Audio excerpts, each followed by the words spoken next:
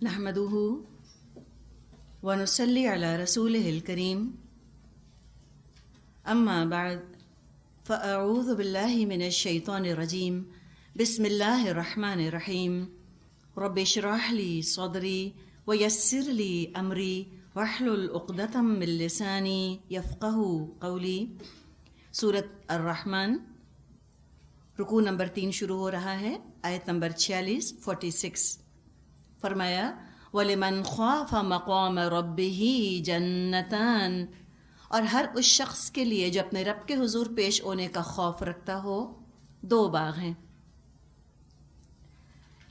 جنت میں داخلے کے لیے کون کون ایلیجبل ہوگا، کون کون داخل ہوگا، اس کی ایک نشانی بتا دی۔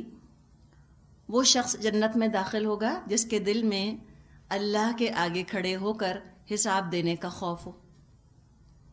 تو یہ اللہ تعالیٰ کا خوف یہ ایک نعمت کے طور پہ بیان کیا جا رہا ہے، جیسے کہ پوچھا کہ بتاؤ فَبِأَيِّ آلَاءِ رَبِّكُمَا تُكَذِّبَانِ، اپنے رب کے کن کن انعامات کو تم جھٹلاؤ گے۔ اس آیت کے ساتھ اگر ہم اس کو جوڑیں تو لگ رہا ہے کہ اللہ کا خوف ایک انعام ہے۔ خوش قسمت ہوتے ہیں جن کے دلوں کے اندر اللہ کا ڈر، اللہ کا خوف ہو۔ دنیا میں خوف کی بہت ساری قسمیں ہیں، فیئرز اینڈ فوبیاز اینڈ فینٹمز۔ تو یہ فینٹمز اور فوبیاز کی بات نہیں کی جا رہی۔ فوبیاز تو انسان کو بیمار کر دیتے ہیں، فینٹم فیئرز یہ بزدل بنا دیتے ہیں۔ ریالٹی کا خوف، حقیقت کا خوف، یہ انسان کو عمل پر تیزی کے ساتھ آگے بڑھاتا ہے۔ اگر ناکامی کا ڈر ہو آخرت کی تو انسان ان کاموں سے بچے، تیزی کے ساتھ اچھے عمل کرے۔ اگر نقصان کا ڈر ہوتا ہے انسان کو، کیسے انسان محتاط رہتا ہے۔ قانون توڑتے ہوئے ڈرتا ہے انسان اگر اس کو یاد ہو کہ اس کا انجام کیا ہوگا۔ تو جو بھی اللہ سے ڈرتا ہے، یہ اللہ کا ڈر انسان کو عمل میں تیزی کے ساتھ آگے لے کے چلتا ہے۔ انسان ڈسپلنڈ ہو جاتا ہے، منظم ہو جاتا ہے۔ انسان ظالم، بے حس، خود غرض نہیں رہتا۔ اللہ کا ڈر ہے جو روک لیتا ہے ظالم ہونے سے، خود غرض ہونے سے، بے حس ہونے سے۔ اللہ کا ڈر روک لیتا ہے کسی کا حق مارنے سے۔ اللہ کا ڈر روک لیتا ہے انسان کو کہ ہم کسی کو ستائیں، دل بھی چاہ رہا ہو بدلہ لینے کا یا انتقام لینے کا یا بدمزاجی یا بدتمیزی کا رویہ اختیار کرنے کا۔ عین وقت پہ اگر اللہ کا ڈر محافظ کے طور پہ آ جائے تو انسان ان چیزوں سے بچ جائے۔ تو یہ اللہ کا ڈر تو سمجھیں یہ تو اعمال کا محافظ ہے، انسان کی حفاظت کرنے والی چیز ہے اللہ کا ڈر، بہت بڑی نعمت۔ کہا جاتا ہے راس الحکمتی مخافت اللہ، حکمت کا سر اللہ کا خوف ہے۔ اور ایک دفعہ اللہ کا ڈر آ جائے، یہ ڈر انسان کو بہادر اور دلیر اتنا بنا دیتا ہے کہ دنیا کا کوئی ڈر نہیں رہتا دل کے اندر، نہ کوئی نفسیاتی خوف باقی رہتا ہے، نہ لوگوں کا ڈر، نہ بدنامی کا ڈر، نہ ناکامی کا ڈر۔ تو یہ اللہ کا ڈر تو انسان کو بہت سے دوسرے ڈر سے نجات دے دیتا ہے۔ تو اس وقت کو، اس جگہ کو یاد رکھے انسان جب اس کو اپنے رب کے سامنے کھڑا ہونا ہوگا۔ مقام ربی، جو اپنے رب کے سامنے کھڑے ہونے سے ڈرا، یا اس وقت کو جس نے یاد رکھا جب اپنے رب کے سامنے کھڑا ہوگا تو اس کے اندر یقیناً تقویٰ پیدا ہوگا۔ تقویٰ یہی تو ہے، اللہ کا خوف، خلوت میں اور جلوت میں اور سفر میں اور حضر میں اور ظاہر میں اور باطن میں۔ یہ تو دعا کر کر کے مانگنا چاہیے اللہ سے۔ بعض لوگ تو بیچارے اللہ کے ڈر سے ڈرتے ہیں، وہ کہتے ہیں کہ ہائے ہم قرآن نہیں پڑھیں گے ہمیں ڈر لگے گا، یا کہتے ہیں کہ ہم قرآن اس لیے نہیں پڑھتے کہ ہمیں ڈر لگتا ہے۔ جو ڈرے گا وہی بچے گا۔ وَمَنْ خَافَ مَقَامَ رَبِّهِ وَنَهَى النَّفْسَ عَنِ الْهَوَىٰ فَإِنَّ الْجَنَّةَ هِيَ الْمَأْوَىٰ، یہ بھی تو آتا ہے 30ویں پارے میں کہ جو ڈرا اپنے رب کے سامنے کھڑے ہونے سے وہی ہوگا جس نے اپنے نفس کو قابو میں رکھا ہوگا، تو جنت ہی اس کا ٹھکانہ ہے۔ اور یہاں بھی فرمایا وَلِمَنْ خَافَ مَقَامَ رَبِّهِ، جو ڈرا اپنے رب کے سامنے کھڑے ہونے سے، جنتان، ایک نہیں 2 جنتیں ہیں اس کے لیے. تو یہ جنت کیسی لگ رہی ہے؟ ملٹیپل نا، ایک کے بعد ایک کے بعد ایک کے بعد ایک، لگتا ہے جنتوں کا سلسلہ ہے. یعنی جنت کو ایک پیس آف لینڈ نہیں ہے کہ 1000 گز کی جنت مل گئی بس اب جاؤ، اس سے زیادہ کچھ نہیں ملے گا. یہ لگتا ہے کہ ایک کے بعد دوسری، دوسرے کے بعد تیسری. جیسے آپ اگر کہیں گئے ہوں جہاں پہ سامنے بھی شیشہ ہو، یعنی مرر ہو، دائیں بھی بائیں بھی پیچھے بھی مررز ہو نا چاروں طرف، اس میں آپ دیکھیں تو امیج کے اندر امیج اور دوسری امیج کے اندر تیسری امیج، اور لگتا ہے کہ ایک لامتناہی سلسلہ ہے جو شیشے کے اندر نظر آ رہا ہوتا ہے نا. تو جنتوں کو لگتا ہے کہ لامتناہی ان اینڈنگ سلسلہ ہے، جنتوں پہ جنت، جنتوں پہ جنت ملتی چلی جائے گی. اتنی بڑی نعمت، تو تم ناشکری مت کرو، ناقدری مت کرو اس موقع کی تم کو جو دیا جا رہا ہے جنت حاصل کرنے کا. ذوات افنان، ہری بھری ڈالیوں سے بھرپور. افنان اس کا مادہ فا نون نون ہے، اس کی جمع ہم استعمال کرتے ہیں نا فنون، فنون علوم اور فنون برانچز. تو فنن کا مطلب ہوتا ہے برانچ، شاخ، بہت سی شاخوں والے. کون ہوں گے یہ؟ جو اللہ سے ڈرنے والے ہوں گے. ابھی ہم نے بات کی تھی نا کہ اللہ کا خوف اور اپنے اعمال کا حساب جس کو دینے کا احساس ہو، یہ چیز انسان کو بہت ڈسپلن بنا دیتی ہے، منظم کر دیتی ہے. کبھی بیکار زندگی گزار نہیں سکتا ہے نا ایسا انسان. ٹائم مینجمنٹ آ جاتا ہے اس کو، منی مینجمنٹ آ جاتا ہے، اور ٹنگ مینجمنٹ آ جاتا ہے. زبان کا بھی استعمال سوچ سمجھ کے کرتا ہے. کبھی دوسروں کے بھی دکھ درد کی طرف سے وہ بے حس نہیں ہو سکتا. اس کو تو یہ ہری بھری ڈالیوں والی جنت چاہیے. چھوٹے سے چھوٹا موقع بھی نیکی کرنے کا ہاتھ سے جانے نہیں دیتا. پتہ نہیں کس بات پہ اللہ ناراض ہو جائے، کس بات پہ اللہ راضی ہو جائے، سوچتا ہی رہتا ہے. تو یہ اللہ کا ڈر زحمت نہیں ہے، اللہ کا ڈر بہت بڑی رحمت ہے. تب یہ شاخوں والی وہ جنت ہوگی. اب شاخوں سے یقیناً ایک تو خیال درختوں کا آتا ہے، پلس شاخوں سے ہم ٹریبیوٹریز بھی تصور میں لا سکتے ہیں، جیسے کہ ندیاں نکال لی جاتی ہیں. سرسبز و شاداب جنت ہوگی، اس میں دودھ کی نہریں، پانی کی نہریں، شراب کی نہریں، شہد کی نہریں ہوں گی. فرمایا فَبِأَيِّ آلَاءِ رَبِّكُمَا تُكَذِّبَانِ، تم اپنے رب کے کن کن انعامات کو جھٹلاؤ گے. فِيهِمَا عَيْنَانِ تَجْرِيَانِ، دونوں باغوں میں 2 چشمے رواں ہیں. کثرت کے ساتھ اللہ تعالیٰ وہاں پر اپنی رحمتیں اور عنایات لوگوں پر کرے گا. ہم دیکھتے ہیں کہ جنت کے ساتھ نہروں کا ذکر تو ضرور ہی آتا ہے. ترمذی میں حدیث ہے، نبی اکرم صلی اللہ علیہ وسلم نے فرمایا جنت میں پانی، شہد، دودھ اور شراب کی نہریں ہیں. ان نہروں سے چھوٹی نہریں نکلیں گی اور جنتیوں کے محلات میں جائیں گی. کبھی بچوں کو آپ بیٹھ کے سورہ رحمان ضرور سنائیں اور ذرا ان کو امیجنیشن آپ ٹریگر کر کے تو دیکھیں. پھر آپ دیکھیں کہ ان کو کتنا لطف آئے گا. کہ بچے کا امیجنیشن بھی بڑا ایکٹیو ہوتا ہے نا، اور ہم جس چیز کو نعمت سمجھتے ہیں کیا پتہ وہ چیز اس کے لیے نعمت نہ ہو. تو اس طرح جب وہ بات کریں گے انشاءاللہ یہ خود ایک بڑا انسینٹیو ہوگا ان کے لیے نماز پڑھنے کا. آپ 10 منٹ ان سے جنت کی بات کریں، پھر آپ دیکھیں وہ کتنی خوشی خوشی نماز کے لیے کھڑے ہوتے ہیں. لیکن تھوڑی دن کے بعد بھول بھی جائیں گے، پھر یاد دلانے کی ضرورت پیش آتی ہے. تو یہ دودھ کی نہروں کو آپ جو چاہے ملک پروڈکٹ بنا دیں، ملک شیک بنا دیں، آپ فج کہہ دیں، آپ جو جی چاہے آپ کہیں. یہ تمام چیزیں دودھ ہی سے تو بنتی ہیں نا. ملک شیکس ہیں یا آئس کریمز ہیں، تقریباً ہر سویٹ ڈش کے اندر دودھ پڑتا ہے. تو اس طرح اللہ تعالیٰ کی نعمتیں کیا ہوں گی، یہاں تو بس موٹی موٹی باتیں ہیں جو کہ بتا دی گئی ہیں. فَبِأَيِّ آلَاءِ رَبِّكُمَا تُكَذِّبَانِ، اپنے رب کے کن کن انعامات کو تم جھٹلاؤ گے. فِيهِمَا مِن كُلِّ فَاكِهَةٍ زَوْجَانِ، دونوں باغوں میں ہر پھل کی 2 قسمیں. فَبِأَيِّ آلَاءِ رَبِّكُمَا تُكَذِّبَانِ، اپنے رب کے کن کن انعامات کو تم جھٹلاؤ گے. پھلوں کی 2 قسمیں کیسی ہوں گی؟ واللہ عالم. ہو سکتا ہے ایک قسم وہ ہو جو دنیا میں فیملیئر ہو، جانی پہچانی ہو، دوسری بالکل انوکھی ہو، مختلف ہو، حالانکہ دیکھنے میں ملتی جلتی ہو۔ متکئین علی فرش بطائنها من استبرق وجنى الجنتین دان فبأي آلاء ربکما تکذبان۔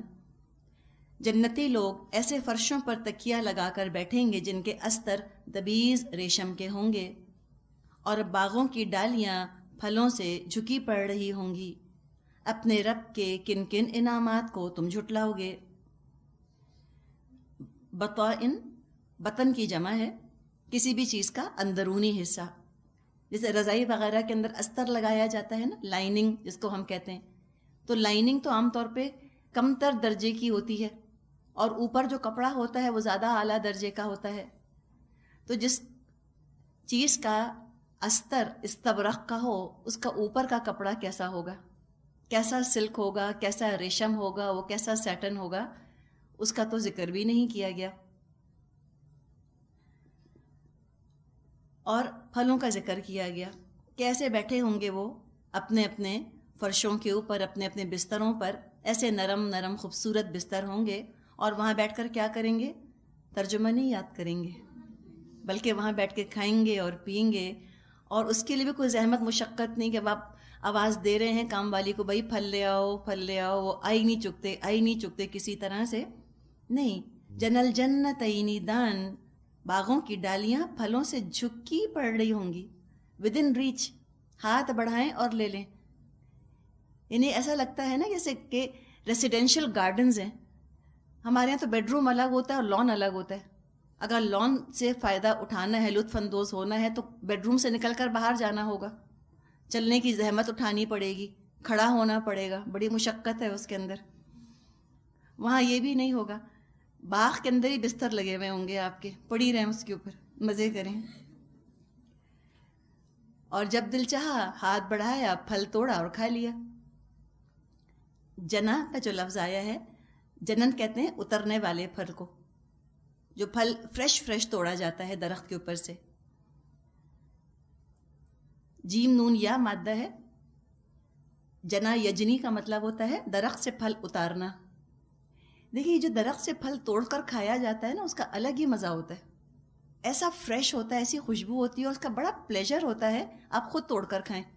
ایک ہے جو کہ امرود آپ نے ٹھیلے سے خریدا، ٹھیک ہے، اب وہ پڑا تھا، وہ کب باغ سے ٹوٹا، پھر وہ کہیں پڑا رہا، اور اس کے بعد پھر وہ ٹھیلے پر آیا، کتنے دن پرانا ہو گیا نا، پھر آپ کے پاس آیا، پھر آپ فریج میں رکھ کے بھول گئیں، پھر آپ کو یاد آیا، باسی ہو گیا۔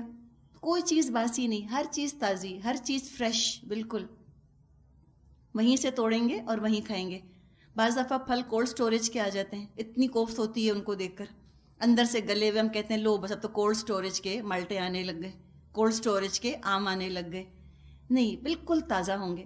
کبھی آپ باغوں میں جائیں، پکنک کے لیے جاتے ہیں نا، فارم وغیرہ پر، اور وہاں اگر آپ درخت سے تازہ امرود توڑ کر کھائیں، لوگ اتنے شوق سے اور خوشی سے بتاتے ہیں کہ ہم نے تازہ امرود کھایا، ہم نے تازہ بیر کھائے، ہم نے درخت سے توڑ کر کھائے۔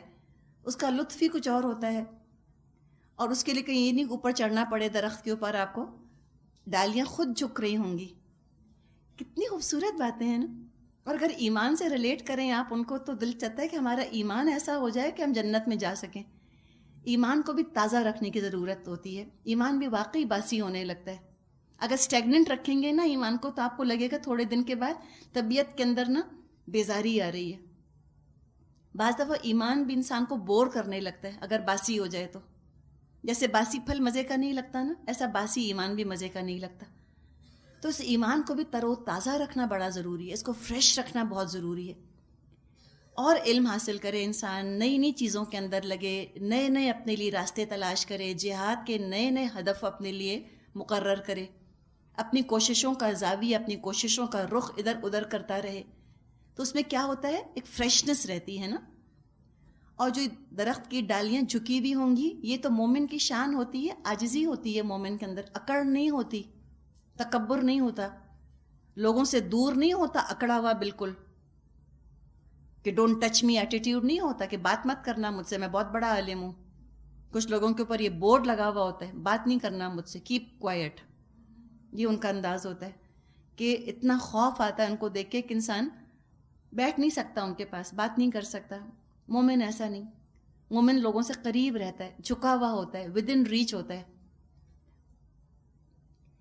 فرمائے اتنی ساری نعمتیں ہیں، کس کس چیز کا تم آخر انکار کرو گے، کس کس چیز کو تم آخر جھٹلاؤ گے.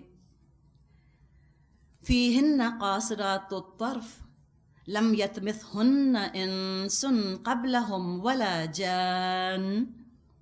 ان نعمتوں کے درمیان شرمیلی نگاہوں والیاں ہوں گی جنہیں ان جنتیوں سے پہلے نہ کسی انسان نے نہ کسی جن نے کبھی چھوا ہوگا. یطمثہن، طا میم ثا اس کا مادہ ہے. یہ لفظ حیض کے لیے بھی آتا ہے، پیریڈز کے لیے، آلودگی، گندگی. تو یہاں جن معنوں میں آ رہا ہے وہ یہ کہ ایسی عورتیں ہوں گی جن کو کسی نے ڈیفائل نہ کیا ہوگا، کسی نے گندا نہ کیا ہوگا، چھوا بھی نہ ہوگا. قاصرات و طرف کا ذکر کیا گیا، نگاہیں نیچی رکھنے والیاں. یہ جنت کی نعمتوں میں سے ایک نعمت کا ذکر کیا جا رہا ہے کہ جنت کی نعمت ہوگی شرمیلی بیوی، شرمیلی عورت، حیادار، پاک دامن. اگر بے باکی میں، بے حیائی میں مردوں کے لیے کشش ہوتی اس کا ذکر ضرور آ جاتا کہ جنتوں میں ایسی عورتیں ہوں گی جو انتہائی آوارہ ہوں گی، انتہائی بدمعاش، بے حیا، بالکل مردوں کے پیچھے پڑنے والی، ان کو میسیجز بھیجنے والی، ان سے چیٹ کرنے والیاں، اور زبردستی مرد کی توجہ اپنی طرف کرنے والی. زور زور سے ہنسیں گی لڑکوں کے پاس جا کر تاکہ وہ ان کو دیکھیں، زور زور سے اپنی ہیلز بجائیں گی تاکہ توجہ ہو، چوڑیاں کھنکائیں گی تاکہ مردوں کی توجہ ان کی طرف ہو جائے، آہیں بھریں گی مردوں کو دیکھ کر، کوشش کریں گی کسی طرح مرد متوجہ ہو جائیں. کم ہدر لکس دینے والیاں، آنکھوں سے رغبت دلانے والی، انوائٹنگ لکس، انوائٹ کرنے والی عورتیں ہوں گی. نہیں، اگر ایسی عورتوں میں کشش ہوتی، اور آج ہمیں تصور یہی دیا جا رہا ہے کہ ایسی عورتیں مردوں کو بہت اچھی لگتی ہیں جو بے باک اور بے حیا ہوں، اٹیمپٹ کرنے والی، اقدام کرنے والی، مردوں کی طرف بڑھنے والی. وہ کہتے ہیں کہ ایسا ہونا چاہیے عورتوں کو، یہ ہے کانفیڈنس کی نشانی، اور مردوں کو ایسی عورتیں بہت اچھی لگتی ہیں. اللہ سے بڑھ کے کون جانتا ہے مرد کی فطرت؟ اگر ایسی بے باک عورتیں مردوں کو اچھی لگتی تو اللہ ذکر کر دیتا. نہیں، خوبصورتی سے پہلے ان کی شرافت کا ذکر کیا جا رہا ہے. اتنی شریف، اتنی شرمیلی ایسی ہوں گی، شرم و حیا سے بھرپور ہوگی جنت کی عورت. اور حقیقت ہے کہ حیا عورت کا زیور ہے. حیادار عورت بہت معصوم، بہت اٹریکٹیو لگتی ہے، اور ایسی عورتوں میں مردوں کے لیے خاص کشش بھی ہوتی ہے. کتنی بھی خوبصورت عورت ہو، اگر وہ بے حیا ہے تو لگے گا جیسے چھلا ہوا انڈا نہیں ہوتا، وہ بھی ایکسٹرا ابلا ہوا، 15 منٹ کے بجائے آدھے گھنٹے رکھ کر چھوڑ دیا. کشش نہیں ہوتی، بالکل نہیں ہوتی. بالکل جیسے کہ راستے میں پڑی ہوئی کوئی چیز، جس کا جی چاہا چھو کے چلا گیا، جس کا جی چاہا اس کو فائدہ اٹھا لیا، سونگ لیا، چکھ لیا، پھر چھوڑ دیا، پھر کوئی اور آیا، اس نے اٹھا لیا، اس نے چکھا، سونگا، کھایا پیا، تھوکا، وہ چلا گیا، کوئی اور آیا، اس نے اٹھا لیا. یہ انداز، اس کو کہتے ہیں اچھائی ہے. یہ اچھائی ہے؟ مجھے بتائیں، ایک عورت کی فطرت گوارا کرتی ہے اس چیز کو؟ عورت کے اندر حیا ہے، وہ پیچھے ہٹتی ہے، اس کو اچھا نہیں لگتا کہ مرد اس کو دیکھیں یا کوئی مرد اس کو ہاتھ لگائے. یہ بالکل عورت کی فطرت کے خلاف ہے کہ چوڑی والے کے ہاتھ میں چوڑی دے کر کہے کہ چوڑیاں پہناؤ ذرا مجھ کو. اب وہ ہاتھ دبا کے چوڑیاں پہنا رہے ہیں، اور سب کھڑے دیکھ رہے ہیں تماشا، اپنی باری کا انتظار کر رہی ہیں، یا درزی کے یہاں جا کے ناپ دلوا رہی ہیں. ماسٹر یہاں سے بہت ٹائٹ ہے، ماسٹر یہاں سے بہت ٹائٹ ہے، اور ماسٹر کو ہی شرم آ جاتی ہے بعض دفعہ، اور پہننے والیوں، دکھانے والیوں کو نہیں آتی. یہ نہ کریں. شروع سے اپنے بیٹیوں کے اندر حیا کی حس ڈال دیں، شروع سے ڈال دیں. یہ تو ہوتی تو ہے ہی، اس کو پرزرو کرنے کی ضرورت ہے. کانفیڈنس کچھ اور چیز ہے اور بے حیائی کچھ اور چیز ہے. حیا کے ساتھ کانفیڈنس ہونا بہت اچھی بات ہے. حیا کوئی بزدلی کی علامت نہیں ہے، انڈر کانفیڈنس کی، حماقت کی علامت نہیں ہے.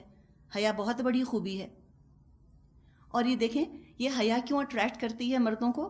کہ جو حیا والی عورت ہوگی نا، وہ ظاہر ہے وہ دوسرے مردوں کو کبھی بھی انکریج نہیں کرے گی کہ وہ اس کی طرف بڑھیں. اور مرد کے اندر پوزیسونیس ہوتی ہے، وہ چاہتا ہے جو میری بیوی ہو بس وہ صرف میری بن کے رہے.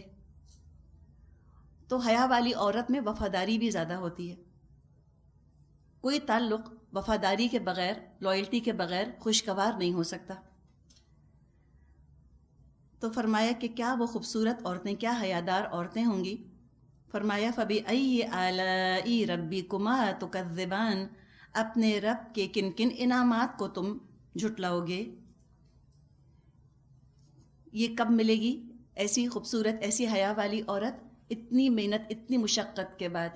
دنیا میں عمل کرو، محنت کرو، تو پھر تم کو یہ الٹیمیٹ انعام ملے گا. کأنہن الیاقوت والمرجان، ایسی خوبصورت جیسے ہیرے اور موتی.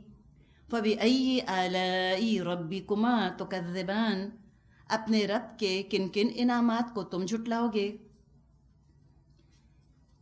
تمثیل دی جا رہی ہے، کمپیئر کیا جا رہا ہے ان کو، ان خواتین کو، کہ کیسی نادر، کیسی قیمتی.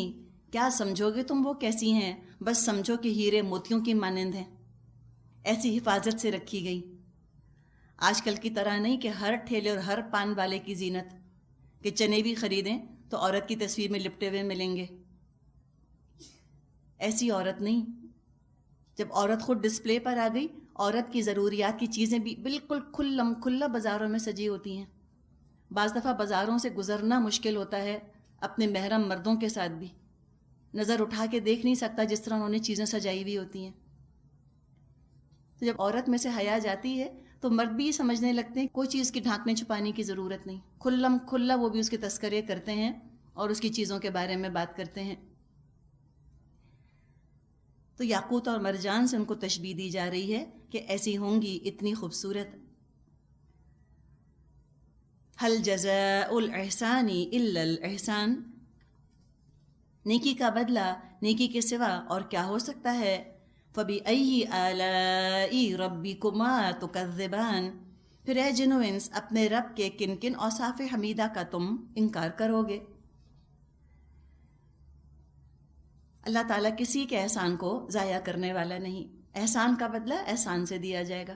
تم محسن بنو، تم اللہ کی عبادت خوبصورتی سے کرو، خوبصورتی سے کرو، خوش دلی سے کرو، خوش ہو کے کرو، آنر سمجھ کے کرو. جل بھن کے اور کڑ کڑ کے نیکیاں نہ کرو. بعض لوگ نیکیاں کرتے ہیں، جیسے صبر ہی سمجھ لیں، صبر بھی نیکی ہے نا، لیکن اتنا جل جل کے صبر کرتے ہیں، اتنا کڑ کڑ کے صبر کرتے ہیں کہ ان کی شکل پر غم چھا جاتا ہے. اداسی اور ایک طرح کی قنوتیت ان کے اوپر چھا جاتی ہے. نہیں، صبر کرے انسان خوشی خوشی. اور اس طرح اپنے اوپر غم کو جب وہ طاری کرتے ہیں، کوئی دوسرا صبر کی تلقین کرے تو کہتے ہیں آپ کو کیا پتہ ہم کس چیز سے گزر رہے ہیں. خود ہی فتویٰ بھی دے دیتے ہیں دوسرے کے لیے کہ آپ پہ تو صبر کا مرحلہ کبھی گزرا ہی نہ ہوگا، آپ کو کیا پتہ کہ ہم پہ کیا گزر رہی ہے. نہیں، صبر کریں اور خوش اسلوبی کے ساتھ، خوبصورتی کے ساتھ. صبر جمیل، صبر جمیل، خوبصورت صبر کرے انسان. مظلومیت والا صبر نہیں، صابر والا صبر کرے. اللہ اس کے بدلے اس کو جنت دے گا. تو نیکیاں کرے انسان محسن بن کر. اپنے رویے کو ایک جیسا کر لے کہ مجھے اپنا رویہ سب کے ساتھ اچھا رکھنا ہے ہی. کوئی میرے ساتھ کیسا بھی رویہ اختیار کرے، مجھے اچھا رویہ کرنا ہے، اچھا رویہ رکھنا ہے. تو انسانوں کے ساتھ بھی احسان کرے، حق سے بڑھ کر دے دے، اور اللہ کے ساتھ بھی محسن بنے، عبادت اپنی خوبصورتی سے کرے. تو فرمایا کہ تم یہ کرو، اس کا بدلہ اللہ تمہیں دے گا. تب بتائیں انسان کا احسان بڑا ہوگا یا اللہ کا احسان بڑا ہوگا؟ تو اللہ کا احسان بہت ہوگا نا. انسان تو محدود مدت کے اندر ہی عمل کرے گا. جب تک دنیا ہے، جب تک سانس میں سانس ہے، وہ عمل کرے گا. تو محدود مدت کے لیے ہم سے محسن بننے کو کہا جا رہا ہے، محدود عرصے کے لیے ہم سے احسان کرنے کو کہا جا رہا ہے. اللہ تعالیٰ اس کا لا محدود ان اینڈنگ اجر دے گا. اللہ کا احسان، اس کا سلسلہ جب شروع ہوگا وہ تو ختم ہی نہ ہوگا. خالدین فیہا، ہمیشہ ہمیشہ رہیں گے اس کے اندر. فبأی آلاء ربکما تکذبان، پھر اے جن و انس اپنے رب کے کن کن اوصاف حمیدہ کا تم انکار کرو گے. ومن دونہما جنتان، اور ان دو باغوں کے علاوہ دو باغ اور ہوں گے. بھی پھر آپ دیکھیں، یہ بات ابھی ہم نے کی تھی نا، دو باغ، اس کے بعد اور دو باغ، اس کے بعد اور دو باغ. ان اینڈنگ لگتا ہے جنت ہے، ان اینڈنگ. ختم ہی نہ ہوگی. تو اب ایک ڈسکرپشن دیا گیا، اب کچھ اور ڈسکرپشن دیا جا رہا ہے کہ پھر اور 2 باغ ہوں گے. فَبِأَيِّ آلَاءِ رَبِّكُمَا تُكَذِّبَانِ، اپنے رب کے کن کن انعامات کو تم جھٹلاؤ گے. یعنی کیوں نہیں کوشش کرتے یہ جنتیں حاصل کرنے کی؟ ذرا سی ایکسٹرا محنت کر لو، اعلیٰ درجے حاصل کر لو، بیر منیمم لیول پہ مت رہو. جنت کے لیے انسان کو بڑا ہی ایمبیشس ہونا چاہیے، بڑا ہی ہارڈ ورکنگ ہونا چاہیے. اور وہ جنت کیسی ہوگی؟ مدہامتان، گھنے سرسبز و شاداب باغ. مدہامتان، دال ہا میم اس کا مادہ ہے. ادہما کالے گھوڑے کو کہتے ہیں. سیاہی مائل رنگ، کوئی رنگ اتنا گہرا ہو جائے کہ اس میں سیاہی آ جائے. جیسے ہم کہتے ہیں نا سبز کاہی، گرین کلر بہت ڈارک ہوتا ہے تو بلیکش ہو جاتا ہے. یا جیسے مرون ہوتا ہے نا، مرون کلر کے اندر آپ اور اضافہ کریں تو بالکل ڈارک ہو جاتا ہے وہ. نیلے رنگ کا بھی یہ ہوتا ہے، نیلا رنگ گہرا کرتے جائیں تو سیاہی مائل ہو جاتا ہے. تو کوئی رنگ جو کہ اتنا گہرا ہو جائے کہ اس کے اندر سیاہی سی آنے لگ جائے. تو جنت کا بتایا گیا کہ ایسی ہے، اس کا سایہ اتنا سبزہ ہے اس کے اندر کہ وہ سیاہی مائل ہو گیا ہے سبزہ. فَبِأَيِّ آلَاءِ رَبِّكُمَا تُكَذِّبَانِ، اپنے رب کے کن کن انعامات کو تم جھٹلاؤ گے. جنت کے درختوں کا کوئی ذکر آتا ہے احادیث میں. نبی اکرم صلی اللہ علیہ وسلم نے فرمایا، ترمذی میں یہ روایت ہے، ما فی الجنتی شجرۃ الا وساقها من ذهب. ابو ہریرہ کہتے ہیں نبی اکرم صلی اللہ علیہ وسلم نے فرمایا، جنت میں کوئی درخت ایسا نہیں ہے جس کا تنا سونے کا نہ ہو. گولڈ کے بنے ہوئے ہوں گے ٹرنکس. ایک اور حدیث میں آتا ہے، عبداللہ بن عباس رضی اللہ عنہما فرماتے ہیں، جنت کے کھجور کا تنا سبز زمرد کا ہوگا، ایمرلڈ کا ہوگا. اس کی ٹہنی سے اہل جنت کی پوشاک تیار کی جائے گی، ان کے لباس اور جبے بھی اس سے بنائے جائیں گے. اور کھجور کا پھل مٹکے یا ڈول کے برابر ہوگا، جو دودھ سے زیادہ سفید اور شہد سے زیادہ میٹھا ہوگا اور مکھن سے زیادہ نرم. اس میں سختی بالکل نہ ہوگی. ایک اور روایت ہے، ابو ہریرہ رضی اللہ عنہ روایت کرتے ہیں کہ وہ ایک درخت لگا رہے تھے. اتنے میں رسول اکرم صلی اللہ علیہ وسلم ان کے پاس سے گزرے. پوچھا، اے ابو ہریرہ، کس کے لیے درخت لگا رہے ہو؟ میں نے عرض کیا، اپنے لیے. آپ نے ارشاد فرمایا، کیا میں تجھے اس سے بہتر درخت نہ بتاؤں؟ انہوں نے عرض کیا، کیوں نہیں یا رسول اللہ، ضرور بتائیے. آپ نے فرمایا، کہو سبحان اللہ والحمد للہ ولا الہ الا اللہ واللہ اکبر. یہ کہنے پر ہر کلمے کے بدلے تمہارے لیے جنت میں ایک درخت لگایا جائے گا. جابر رضی اللہ عنہ فرماتے ہیں، نبی اکرم صلی اللہ علیہ وسلم نے فرمایا، من قال سبحان اللہ العظیم وبحمدہ، جس نے یہ کہا اس کے لیے جنت میں کھجور کا ایک درخت لگایا جاتا ہے. تو جیسے اپنا لون ہم بناتے ہیں، اس میں درخت لا لا کے لگاتے ہیں، تو جنت بھی اسی طرح سے ہے. جنت کی مٹی ہے، آپ اس کے اندر جو جتنا زیادہ ذکر کرتا جاتا ہے اتنے زیادہ درخت اس کے اندر لگتے چلے جاتے ہیں. تو اٹھتے بیٹھتے اللہ کا ذکر کیجئے، الحمدللہ، سبحان اللہ، لا الہ الا اللہ، محمد رسول اللہ، بس اللہ کا ذکر کرتے رہیں. آپ کی جنت جو ہے وہ سب سے سبزتر انشاءاللہ تعالیٰ ہوتی چلی جائے گی. فیہما عینان نضاختان فبأی آلاء ربکما تکذبان. دونوں باغوں میں 2 چشمے فواروں کی طرح ابلتے ہوئے، اپنے رب کے کن کن انعامات کو تم جھٹلاؤ گے. نضاختان، نون ضاد خا مادہ ہے. نضخہ کا مطلب ہوتا ہے چھڑکاؤ کرنا، سپرنکل کرنا. 2 چشمے فواروں کی طرح ابلتے ہوئے، ایک مطلب یہ ہے، یعنی پہاڑی چشمے جیسے ہوتے ہیں نا، ببلنگ سپرنگز جیسے ہوتے ہیں، اس کی آواز کتنی اچھی ہوتی ہے. آپ دیکھیں پانی کی بھی آواز کتنی مختلف ہوتی ہے. سمندر پہ آپ جائیں، سمندر کی آواز ڈیفرنٹ ہوتی ہے موجوں کی. پھر آپ کہیں فوارہ فاؤنٹن کھول کے بیٹھیں، اس کی آواز ڈیفرنٹ ہوتی ہے. آبشار واٹر فال، اس کی آواز ڈفرینٹ ہوتی ہے. اور کہیں اس طرح سے فوارے لگے ہوئے ہوں، ان کی آواز ڈفرینٹ ہوتی ہے.